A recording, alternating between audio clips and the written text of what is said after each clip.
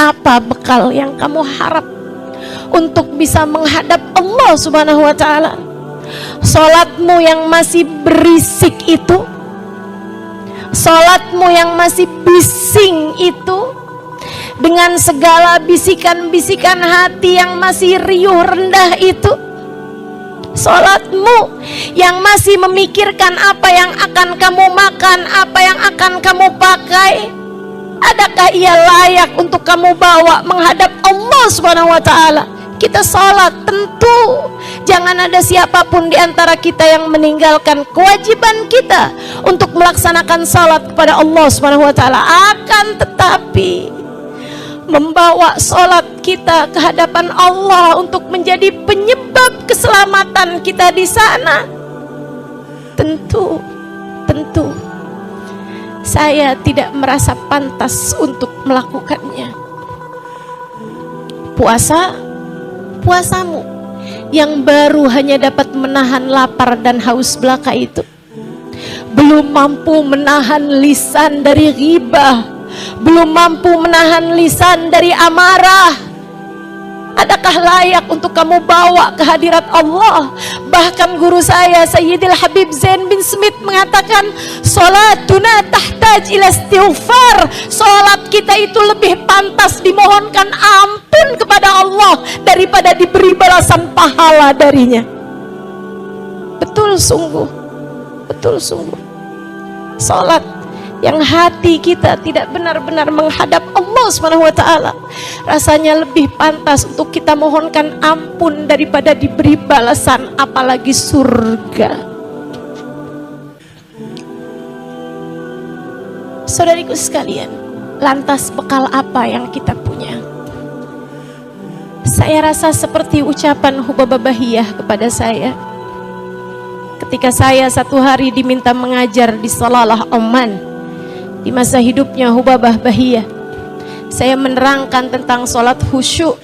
Hubabah mengambil mic saya, kemudian Hubabah bilang, la ya Halimah, la, enggak gitu Halimah, enggak gitu cara kita buat selamat, nak, kamu kejauhan bahasnya. Sholat khusyuk ibarat ia adalah 100 tangga. Yang kamu ceritakan itu adalah orang-orang dengan kehusyuan di tangga-tangga paling atas. Sementara kita naik tangga 3, naik tangga 4, naik tangga 5, merosot lagi ke tangga 1, tangga 2, tangga 3. Apa yang bisa kita harapkan dari sholat-sholat kita, Halimah? Saya kemudian bertanya kepada seorang perempuan yang adalah merupakan gurunya guru saya, Hubabah Ummu Salim. Hubabah Ummu Salim bilang, Hubabah Bahiyah salah satu dari perempuan yang paling berpengaruh bagi kehidupan saya, kata Hubabah Nur. Sehingga sekalian, saya pun bertanya kepada beliau sebagai salah satu dari perempuan arifah billah, perempuan yang arif kepada Allah, mengenal jalan surga, mengenal akhirat, mengenal Nabi besar Muhammad. Saya tanyakan kepada beliau, idzan kaifal khalas ya Hubabah? Kalau begitu bagaimana cara kita buat selamat, Hubabah? Kaifal wusul? Bagaimana cara kita buat sampai kepada rahmatnya Allah, sampai kepada keridhaan Allah? Jika tidak lewat salat khusyuk, lewat cara apa, wahai Hubabah? Beliau menjawab, ma'anan nabi ya khair nabi. Andalan kita hanya satu saat ini, kita punya Nabi Muhammad. Seseorang yang terdekat dengan Allah Subhanahu wa ta'ala, seseorang paling tercinta di sisi Allah, seseorang paling tersayang di sisi Allah, seseorang yang berada di derajat paling tinggi kedekatan seorang hamba dengan Allah Tuhannya. Panggillah namanya terus-terusan, Halimah. Terus-teruslah memanggil-manggil namanya sampai beliau mengenalimu, sampai beliau peduli padamu, sampai beliau memberi perhatian padamu. Terus-teruslah memanggil-manggil namanya hingga beliau yang berada di tangga tertinggi kedekatan dengan Allah berkenan menoleh kepadamu. Sebab saat beliau berkenan menoleh padamu, beliau akan menurunkan tangannya, beliau akan turun mengulurkan tangannya,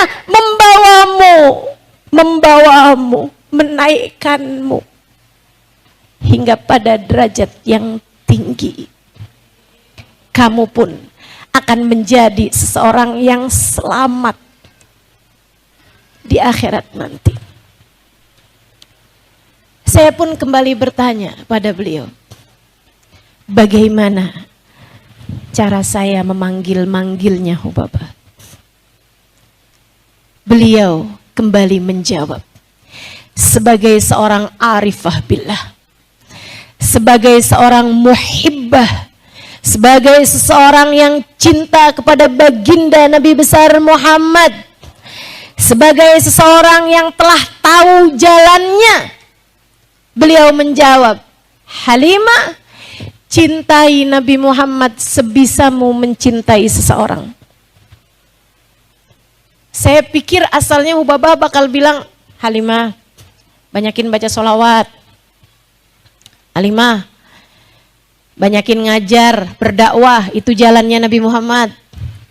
Halimah, banyak-banyaklah baca maulid. Ternyata bukan. Sebab urusan cinta bukanlah urusan lisan. Sebab urusan cinta bukanlah urusan kata-kata yang keluar dari mulut seseorang. Cinta urusan hati, teman-teman. Hati yang mencinta, dia pula lah yang tahu bagaimana melakukan perjalanan menuju baginda Nabi besar Muhammad. Hubabah menjawab, cintailah Nabi Muhammad sebisamu mencintai seseorang. Rinduilah Nabi Muhammad sebisamu merindukan seseorang. Kalau ada seseorang yang kamu cintai sampai hatimu begitu merindukan dia, kalau ada seseorang yang bisa kamu rindui sampai mengalir air mata kerinduan kepadanya, setiap kali kamu menyebut namanya, jadikanlah orang itu adalah Sayyiduna Muhammad. Setiap kerinduanmu adalah panggilan hatimu kepadanya. Setiap lelehan air matamu adalah bisikan-bisikan kamu memanggil-manggil dirinya. Setiap kamu merindukan dia, itu adalah saat kamu sedang memanggil, ya Rasulullah, ya Rasulullah, ya Rasulullah. Lihatlah saya Rasulullah, lihatlah saya Rasulullah. Jika itu berulang, jika itu terus-terusan kamu lakukan, maka beliau akan berkenan menoleh kepadamu.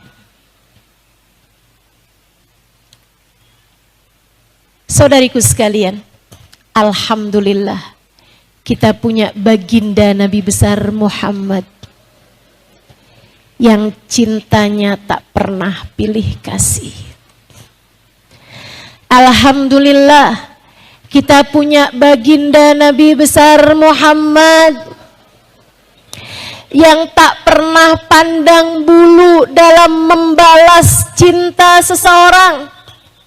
Saya yakin kalau kita nih yang kita cintai adalah seseorang dari ahli dunia, saya rasa cinta saya mungkin tidak berbalas darinya. Kalau kamu yang kamu cintai adalah anak Raja Saudi Arabia, misal, apakah menurutmu cintamu akan diterima?